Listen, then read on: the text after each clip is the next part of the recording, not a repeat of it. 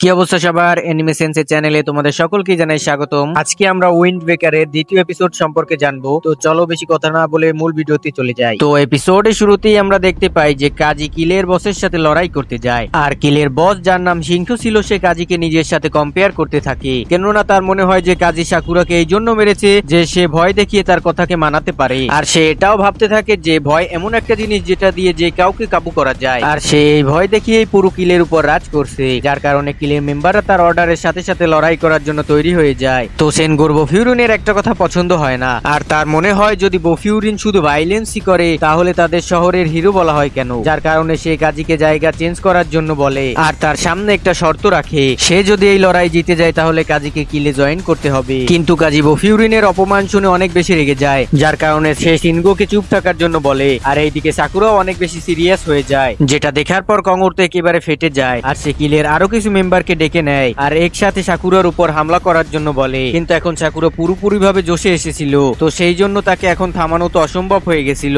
আর আমরা দেখতে পাই যে সাকুরা চোখের পলক পড়া মাত্রই সে কিলের মেম্বারদের অবস্থা খারাপ করে দেয়, যেটা দেখার পর কঙ্গ বুঝতে পারে যে সাকুরাও কাজীর মতো একটা মনস্টার হয়ে গেছে। আর সাকুরা সঙ্গে সঙ্গে কংকে ধরে দেওয়ালে ছুড়ে মারে, আর বাকি সবাইকে বাঁচানোর জন্য সে এখান থেকে চলে যায়। আর এইদিকে তাইগা আর কিরিমা দুজনে লড়াই করছিল, আর কিরিমা যে কিলের টপ মেম্বারদের মধ্যে একজন সে বুঝতে পারে না যে তাইগা তো আগে লড়াইয়ের জন্য অনেক বেশি এক্সাইটেড ছিল, কিন্তু এখন সে তার উপর হামলা কেন করছে না। তখন তাইগা তাকে বোঝায় যে সে শুধু নিজের ভুলের প্রায়শ্চিত্ত করছে, কেননা সে তো এখানে তার বন্ধুদের সাহায্য করতে এসেছিল, কিন্তু আমাদের মার খাওয়ার অবস্থা দেখে আমাদের সিনিয়র আমাদের বাচ্চাতে এসেছে, যেটা অনেক লজ্জার ব্যাপার। তো কিসিমা তাকে বলে যে এটা তো তোমাদের একটা দুর্বলতা, আর এটা বলার সঙ্গে সঙ্গে সে তাইগার উপর অ্যাটাক করে দেয়। কিন্তু এবার তাইগা তার ঘুষিকে আটকে নেয় আর তাকে বিশাল জোরে একটা ঘুষি মেরে নিচে ফেলে দেয়, আর তারপর তারা দুজনে একে অপরকে খুব বাজেভাবে মারতে থাকে। কিন্তু তাইগা কিসিমার থেকে বেশি শক্তিশালী ছিল, তো তাইগা তাকে বেশি মারছিল, আর কিসিমাকে অনেক জোরে জোরে লাথি মেরে হারিয়ে দেয়। এদিকে সুগেশটা কিলের আরেকজন টপ মেম্বার মুগামির সাথে লড়াই করছিল, আর যার সাথে লড়াই করতে তার অনেক সমস্যা হচ্ছিল, কেননা মুগামি অনেক ছোট হওয়ার সাথে সাথে সে অনেক বেশি দ্রুত ছিল,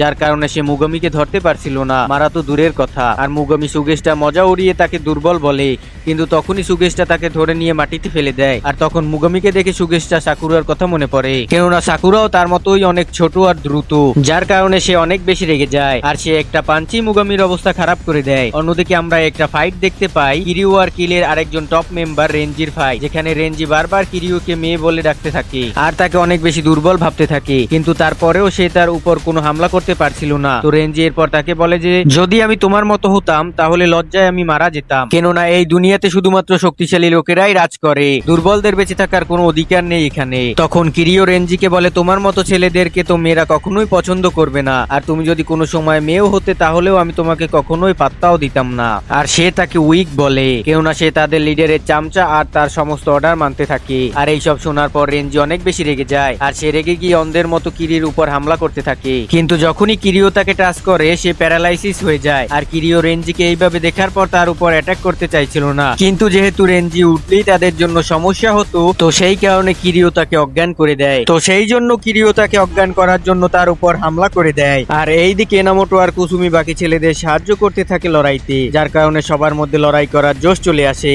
আর তখন সাকুরাও তাদের সাহায্য করার জন্য সেখানে চলে আসে, আর সবাইকে বাকি লোকদের সামলানোর জন্য বলে, আর তার সাথেই সে সবাইকে প্রমিস করে যে সে সবাইকে সাহায্য করার জন্য পুরো চেষ্টা করবে। আর এইদিকে সুট বেশি সিরিয়াস হয়ে গেছিল, আর সে তার অপোনেন্টকে এমন ভাবে মারছিল যেন সে কোনো মানুষই ছিল না, আর সু তাকে লাথি মেরে পুরো অজ্ঞান করে দেয়। কিন্তু তবুও তার রাগ এখানে শান্ত হয় না, যার কারণে তাকে থামানোর জন্য সেখানে সাকুরা মাঝখানে চলে আসে।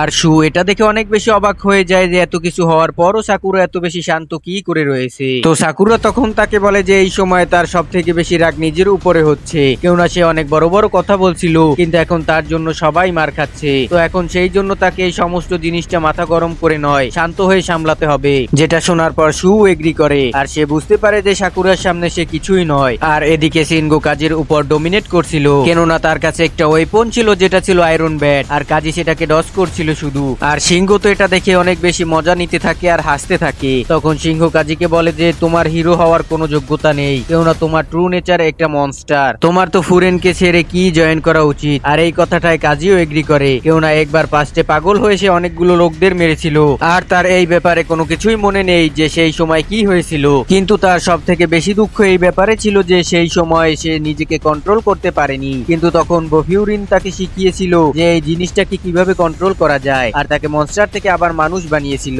আর আমাদের বলা হয় যে এই কাজী তার নিজের রাগকে কন্ট্রোল করার জন্য এই ললিপপ সবসময় খেতে থাকে, যাতে সে সেই মনস্টারটাকে কন্ট্রোল করতে পারে, যেটা সবার জীবনও নিয়ে নিতে পারে।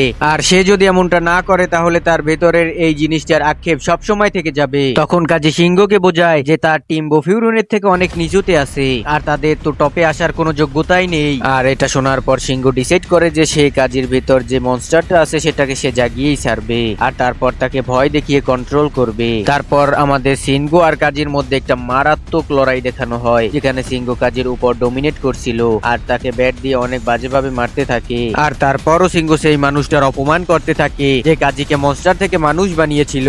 এটা শোনার পর কাজী অনেক বেশি রেগে যায়, সে একটা লাথি মারে তার উপর আর সেই ব্যাটটা যে ব্যাটটা দিয়ে সিংহ কাজীকে মারছিল সেই ব্যাটটা একদম দুমড়ে যায়। তখন কাজীর রাগ দেখে সিংহর মজা আসতে থাকে, কেননা তার মনে হচ্ছিল যে সে কাজীর ভেতরের মনস্টারটাকে আবার জাগিয়ে দিয়েছে। আর আমরা দেখতে পাই যে কাজী তাকে অনেক বাজেভাবে মারতে থাকে, কিন্তু সে এখনো কন্ট্রোলেই ছিল আর তাকে এমন মার মারতে থাকে যে সেই লিডার পুরো অজ্ঞান হয়ে যায়। অজ্ঞান করার পর কাজীর মনে পড়ে যায় যে সে তো সাকুরার ভাগে 10টা ঘুষি মারতে ভুলে গেছে আর সে তার আগেই হেরে গেছে।